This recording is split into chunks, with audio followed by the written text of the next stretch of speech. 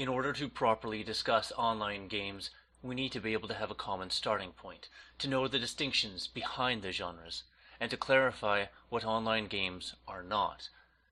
Join me today as I read aloud Simon Egenfeldt's article titled Mapping Online Games, Genres, Characteristics, and Revenue Models. My name is Ryan Wianco, and this is Industry Broadcast.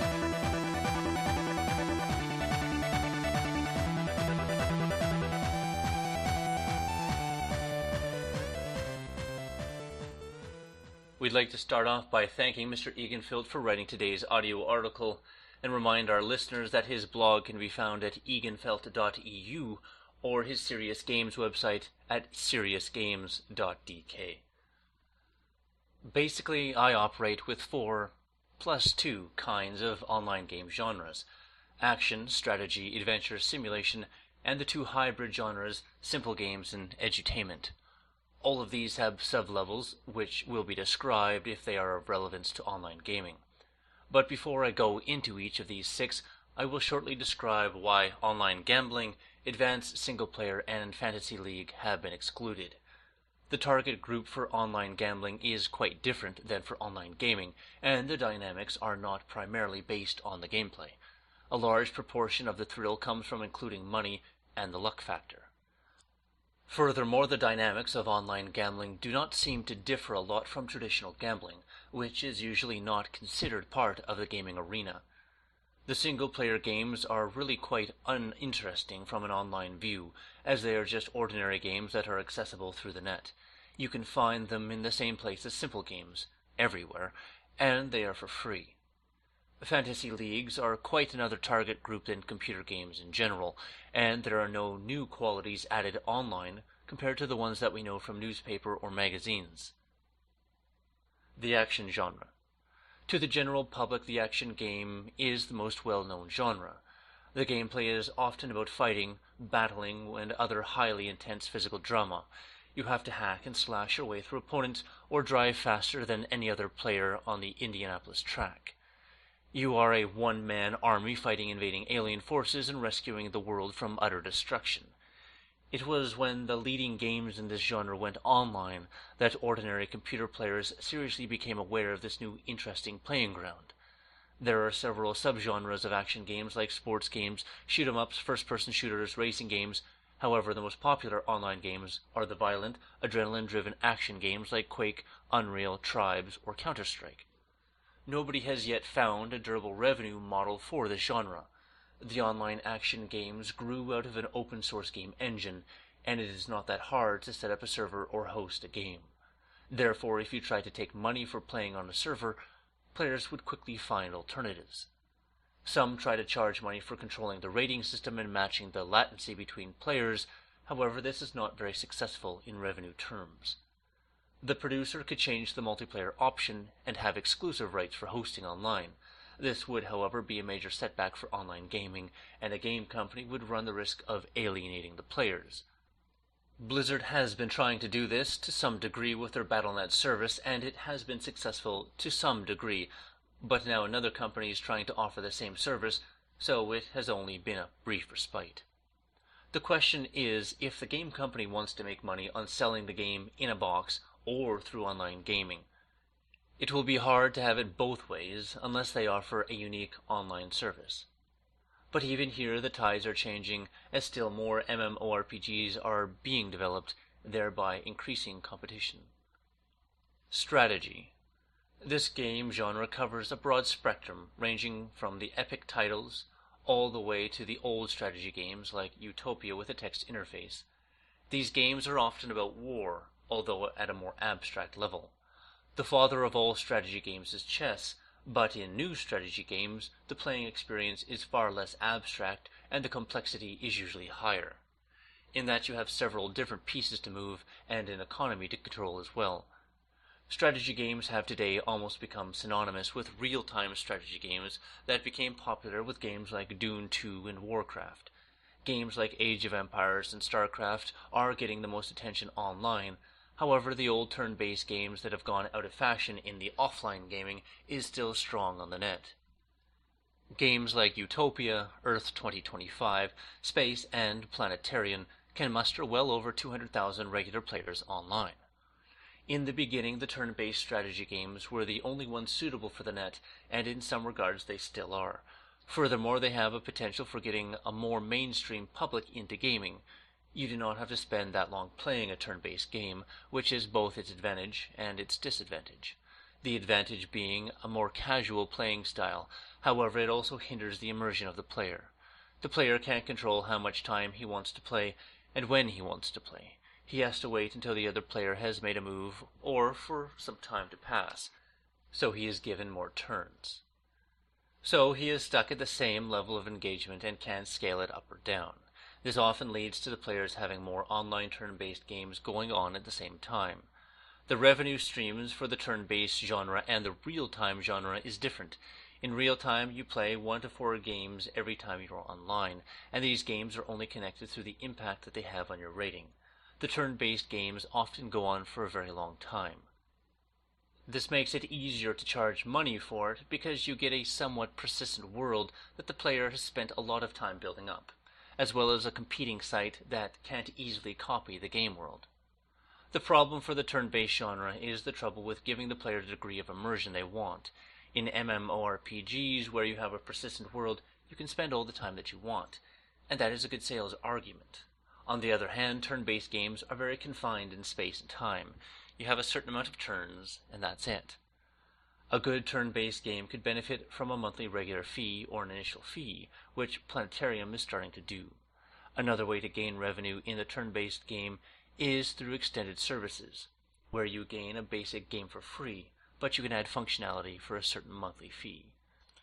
However, the target group will most likely be quite small, but features such as increased communication with other players and certain game worlds that are cheat and lag free could just do the trick. With the real-time games, you have the same conditions as for the action genre. You can always find another place to play for free. So if you're going to gain revenue from real-time games, it'll probably be through ads or hourly play. Adventure. Adventure games are, at their core, opposite to action games, where the player in action games has to be fast. In adventure games, the players must have patience, and typically the game requires a great deal of thinking. Typically the setting is in a mythical or ancient world, where good and evil fight for supremacy. The player has to choose a side or is just fighting for good to prevail. The adventure genre grew out of Dungeons & Dragons, but along the way there have also been made detective games and a lot of games with haunted houses.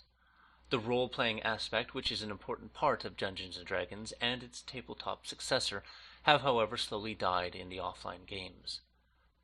For many, the online gaming had the potential to redeem the genre with the great qualities found in role-playing.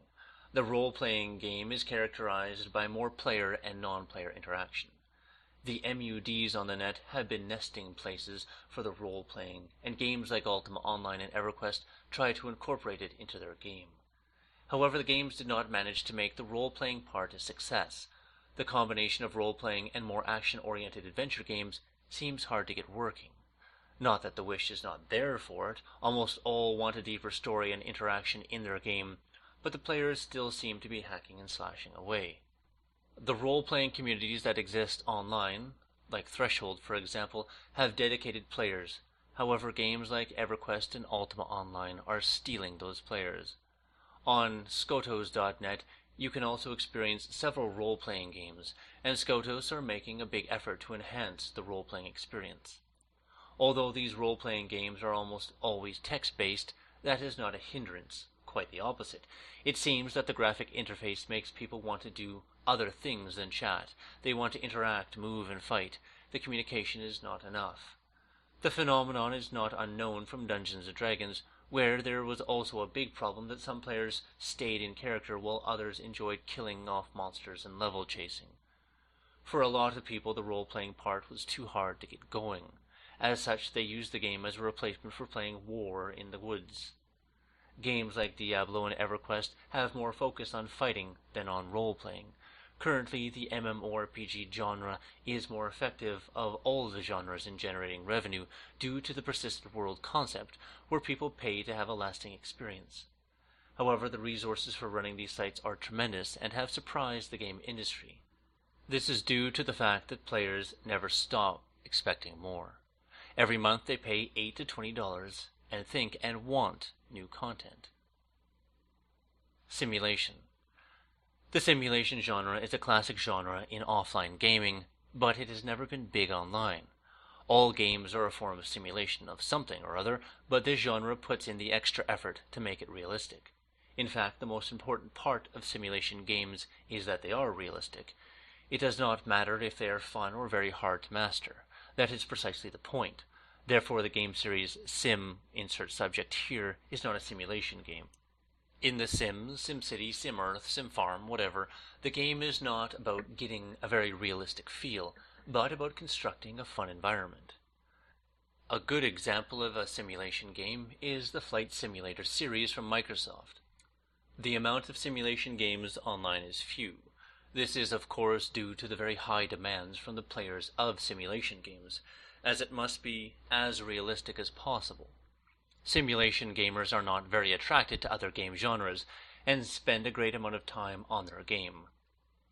This comes from the fact that the games are very complex and take a long time to master. When you master them, it is still a great thrill for the players to just fly or drive around. In adventure games and role-playing games, you have to make new monster scenarios and adjust game balance because of the in-game economy and interaction. Simple games. These games are known to everyone and have been around for a long time. They are not necessarily that simple, but they have a game setup that is well known and easy to grasp. Furthermore, financing for developing these games is often lower than other online games. They have often been developed as board games, but not exclusively. Games of this type are Tetris, Worms, Chess, Go, Hearts, Spades, Monopoly, Risk, Diplomacy, Backgammon, etc. Games that mostly are free and are used for attracting traffic to a website. They can be found at Flipside, Zone.com, GameSpy.com, Arcade.com, etc. Beside these, there exist several national game services and promotional games for different consumer brands. The simple games are the hardest genre to make money on, because people are used to playing them all over the place for free. The only realistic revenue model is through ads and using them to attract people to other games that cost money. Edutainment. Edutainment is formed by the words education and entertainment, and is a result of a wish to use the fascination of games for a more serious purpose. The industry is large offline, but online there are fewer attempts to take advantage of the potential. Some museums and zoos have tried to make such games and combine them with quizzes. There have been made a few attempts to use the game world in EverQuest, for example, as a training ground for different subjects, the easiest being training English through different quests. However, the attempts were not very successful, because the online world does not lend itself very well to constrained and narrow task solving. The game is about adventuring out and seeing what happens. Active Worlds has also been used for different experiments with establishing learning universes online. The relation between revenue model and playing style. Hopefully it is clear that all of these genres have different revenue options. The genre has profound effect on the gameplay in the games. Furthermore, as a last note, we should not only think of revenue models in terms of getting money, but also consider them important tools for regulating and enhancing the online games. For example, payment per hour will raise the commitment of the players to the game itself. If they are paying by the hour, they will spend less time chatting and discussing when the game is started. They will also tend to be inclined to just hang around the game lobbies and discuss there without paying money for it. Today you see several examples of games where people keep playing even though they have lost or are not really motivated to play. This happens because people have a flat rate on their internet bill and do not pay to play. If you play by the hour, this will serve as a motivation for spending your time with caution. Another example is cheating, which is a big problem in online games. A key issue to get rid of cheating is to establish a stable online identity that you can identify a specific person online and enforce sanctions. This would be possible when you use your credit card and real-life information to make an account online. Furthermore, a problem in many games is that people make several accounts because they are free.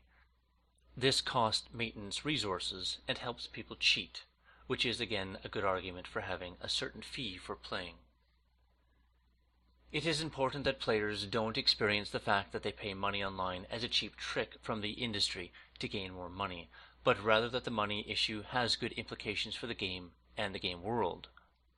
Surely more would pay if they paid to get rid of cheating and lag, instead of for the game that they just bought in the shop.